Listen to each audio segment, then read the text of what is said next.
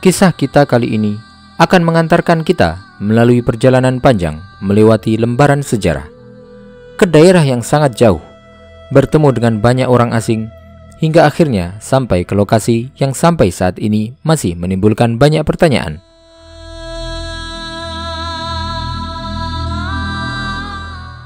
Mari bersama-sama kita melakukan perjalanan jauh dengan Salam At-Turjuman menuju ke dinding penghalang Ya'juj dan Ma'juj.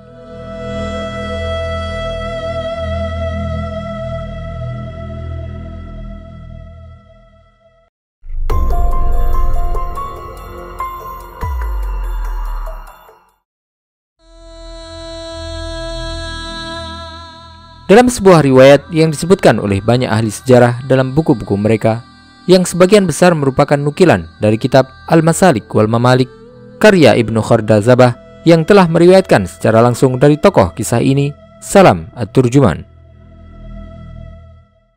Diriwayatkan bahwa salah satu khalifah Abbasiyah, yaitu Al-Wathiq Billah, bermimpi bahwa dinding penghalang yang dibangun oleh Zulkarnain untuk mengurung Ya'juj dan Ma'juj telah terbuka. Khalifah pun bangun dengan terkejut sekaligus khawatir dengan hal yang dia lihat. Dia pun berpikir lama sebelum memutuskan tindakan apa yang seharusnya dia ambil, hingga akhirnya diambillah keputusan untuk mengirimkan rombongan untuk mencari tahu kebenaran mimpi tersebut.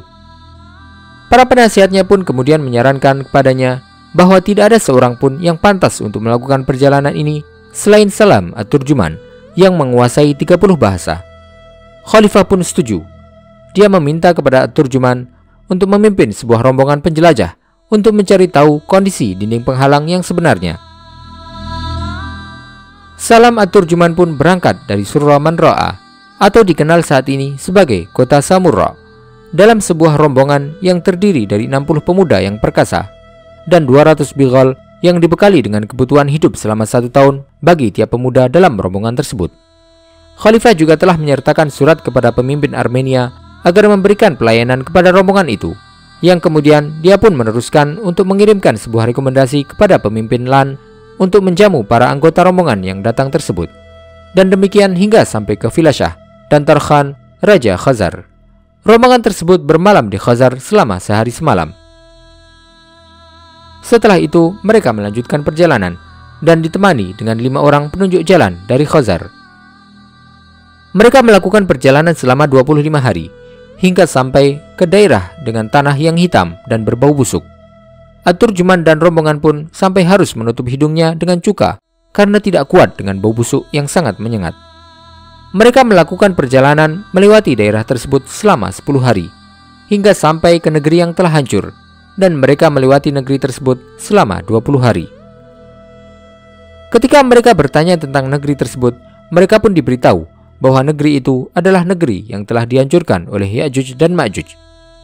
Rombongan itu kemudian melanjutkan perjalanannya hingga mereka sampai di benteng yang berdekatan dengan pegunungan, yang mana dinding penghalang Ya'juj dan Ma'juj mereka temukan di lembah tersebut. Di daerah tersebut mereka mendapati satu kaum yang bisa berbicara dengan bahasa Arab sekaligus bahasa Persia. Mereka juga membaca Al-Quran serta memiliki banyak masjid dan tempat belajar Al-Quran. Kaum itu pun bertanya kepada rombongan tersebut dari mana mereka datang. At-Turjuman memberitahukan bahwa mereka adalah para utusan dari Amirul Mukminin. Mereka pun terkejut, kemudian bertanya kepada At-Turjuman, apakah Amirul Mukminin itu seorang pemuda ataukah seorang yang sudah berusia tua? At-Turjuman memberitahu mereka bahwa dia adalah seorang pemuda. Mereka kemudian bertanya tentang negerinya. At-Turjuman memberitahu mereka bahwa dia mendiami kota yang dinamai dengan Surra Manra'a di Irak.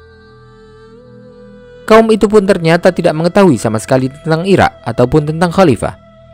At-Turjuman kemudian melanjutkan perjalanannya hingga sampai ke kota Aikah yang memiliki pintu-pintu besi serta banyak ladang.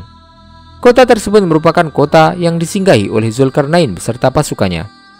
Antara kota ini dengan dinding penghalang Ya'juj dan Ma'juj terdapat jarak perjalanan 3 hari. Rombongan itu pun terus melanjutkan perjalanannya hingga sampai di hari ketiga. Akhirnya rombongan itu sampai di tempat yang mereka cari.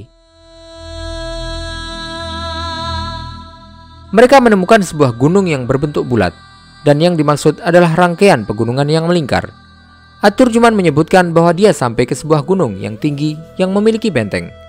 Dinding penghalang yang dibangun oleh Zulkarnain merupakan penutup di antara dua gunung yang lebarnya 200 hasta, yang mana tempat tersebut adalah tempat keluarnya Ya'juj dan Ma'juj dan kemudian menyebar di seluruh penjuru. Zulkarnain menggali pondasinya sedalam 30 hasta. Dia membangunnya menggunakan besi dan tembaga sampai menancap kuat di dalam tanah. Zulkarnain juga membangun dua buah tiang yang lebar masing-masingnya adalah 25 hasta dan tebalnya 50 hasta. Dan seluruhnya merupakan bangunan yang dibangun menggunakan bebatuan yang dikubur dalam besi dan tembaga. Pada kedua tiang itu ada ambang besi yang tinggi, panjangnya 120 hasta, dan di atasnya ada batu bata yang terbuat dari besi, hingga sampai ke puncak gunung dan tingginya sejauh mata memandang. Jadi, dinding tersebut berada di atas ambang besi setinggi 60 hasta. Dinding tersebut memiliki sebuah pintu yang terbuat dari besi dengan dua daun pintu yang tertutup. Lebar tiap daun pintu 50 kali 75 hasta dengan ketebalan 5 hasta. Pintu maupun dinding tersebut tidak bisa ditembus bahkan oleh angin.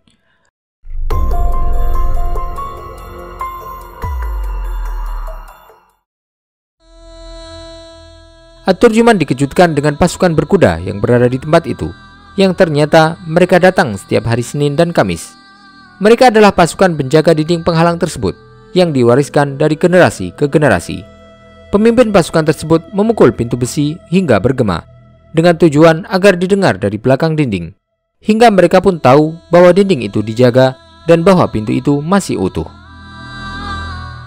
At-Turjuman melihat bahwa di daun pintu sebelah kanan terdapat tulisan فَإِذَا جَاءَ وَعْدُ رَبِّي جَعَلَهُ دَكَّا وَكَانَ وَعْدُ رَبِّي حَقًّا.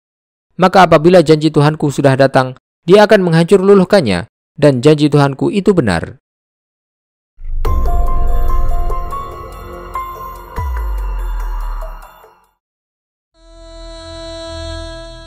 Setelah Turjuman merasa tenang bahwa dinding tersebut masih utuh, perjalanan pun kembali dilanjutkan menuju Samura. Mereka melewati Khurasan, kemudian Tobanwin, kemudian Samarkand selama 8 bulan. Setelah itu mereka sampai di Sungai Balah.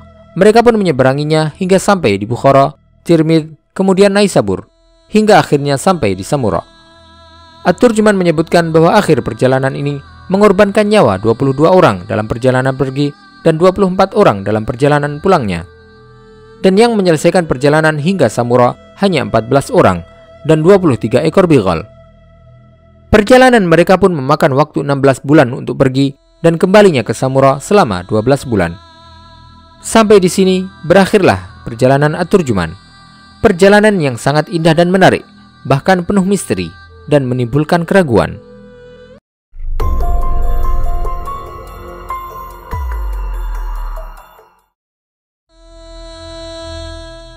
Banyak peneliti dari ahli geografi dan sejarah yang menaruh perhatian untuk membongkar kebenaran perjalanan Salam At-Turjuman ke dinding penghalang Ya'juj dan Ma'juj. Banyak dari ahli sejarah kaum muslimin zaman dahulu yang menukilkan kisah ini dalam buku-buku mereka. Tetapi jika diteliti lebih lanjut, dapat disimpulkan bahwa kisah tersebut bersumber dari satu buku yang sama, yaitu Al-Masalik wal Mamalik, karya Ibnu Khardazabah.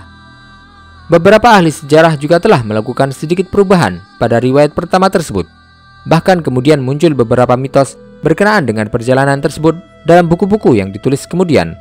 Tetapi mitos-mitos tersebut tidak ditemukan dalam referensi utama tentang perjalanan ini, yaitu kitab Al-Masalik wal Mamalik. Sebagaimana para ahli tafsir besar yang menafsirkan Al-Quran dan surat Al-Kahfi tidak banyak menaruh perhatian dengan menyebutkan kisah perjalanan Salam At-Turjuman ke dinding penghalang tersebut.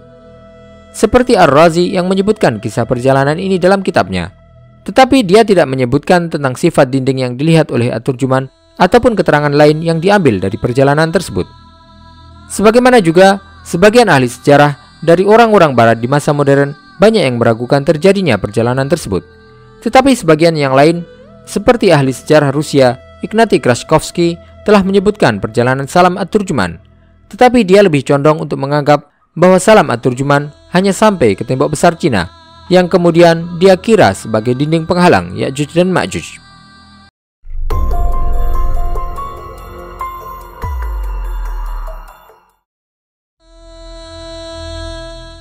Kisah tentang perjalanan ini hanyalah sebuah kisah yang diriwayatkan oleh seorang manusia.